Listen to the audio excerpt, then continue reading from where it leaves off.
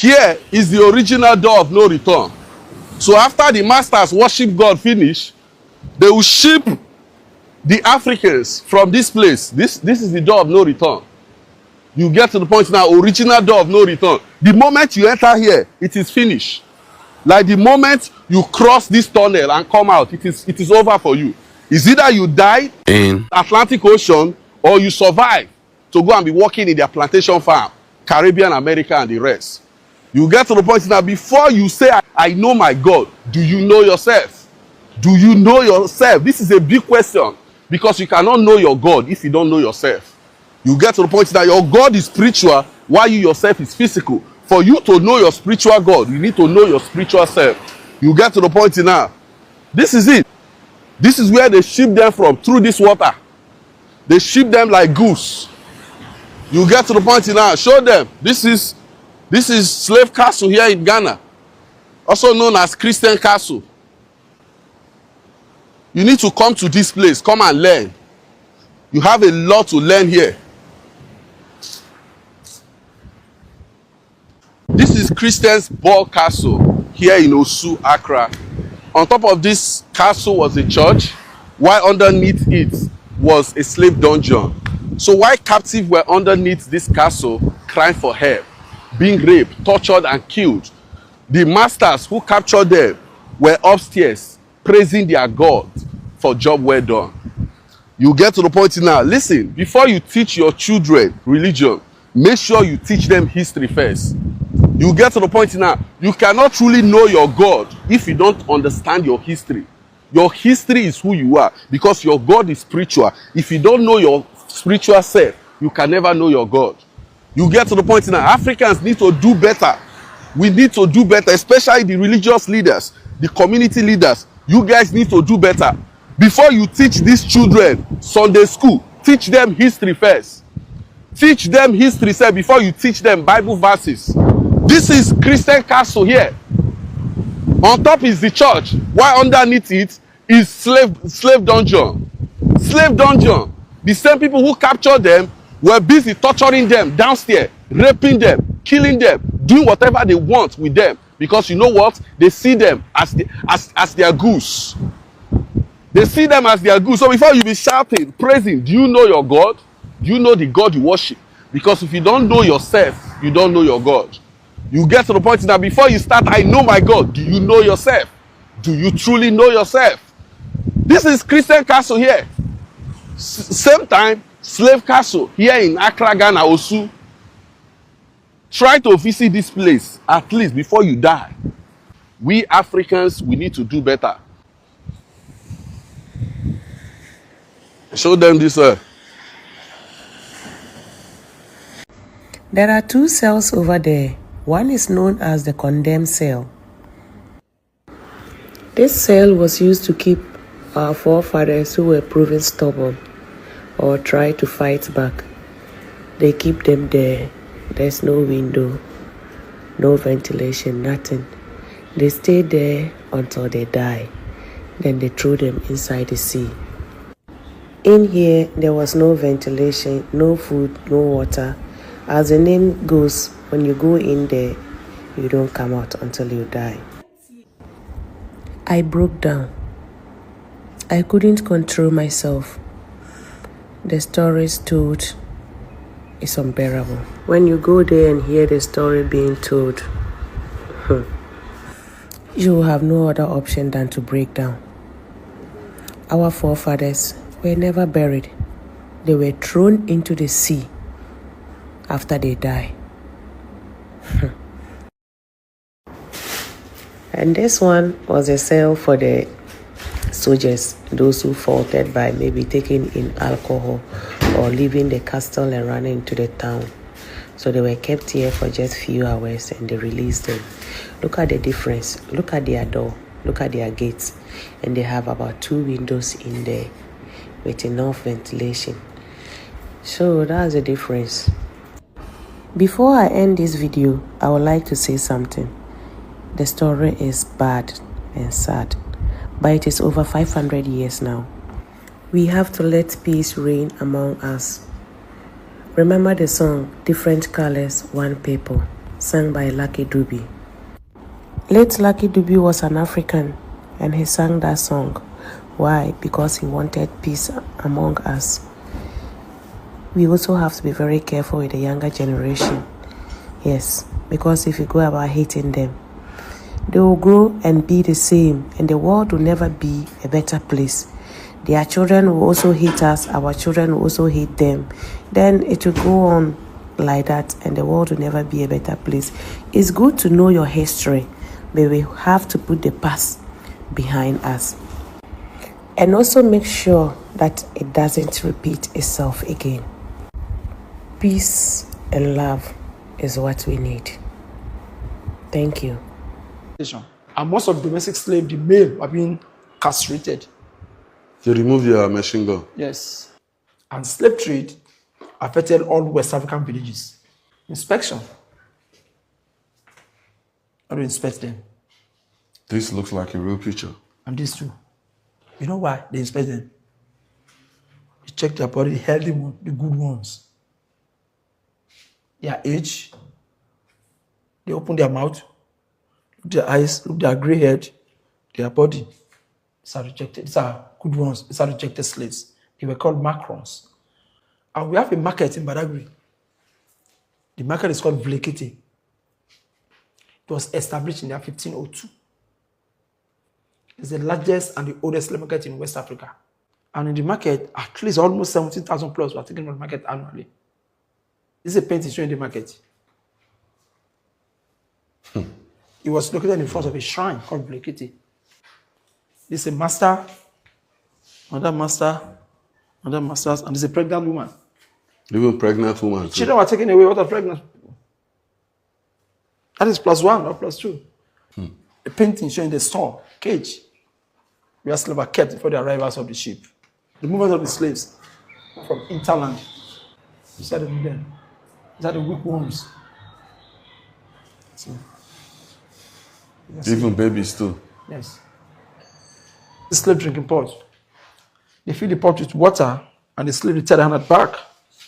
They ask to go down and use their mouth to drink water like animal. So once the water go down, that is end for the day. Because the pot is filled once a day for the slaves, no option. And the edge was so sharp that can injure them. Once they are fighting and got injured, even if the blood is going to the water, they still drink it. This is an example of the ship. We have the upper deck for the masters, the lower deck for the slaves.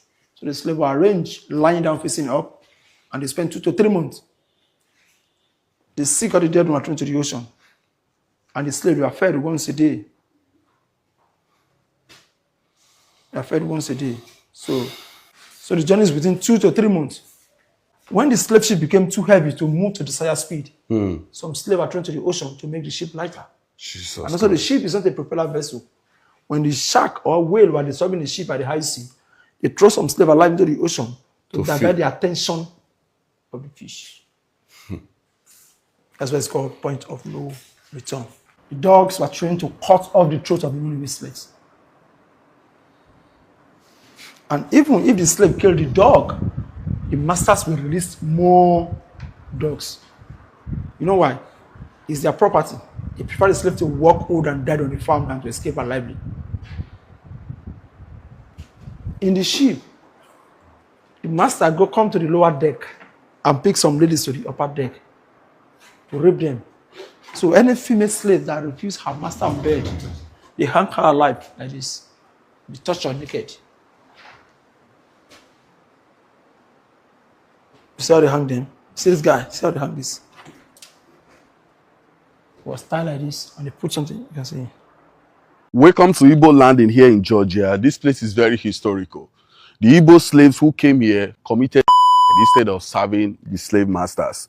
What happened? The slave masters went to Igbo land, met with the kings of Igbo land, told the kings, listen, we need your best men. This is not slavery, no more slavery in the world. They've abolished slavery. We just need your men to train your men in America.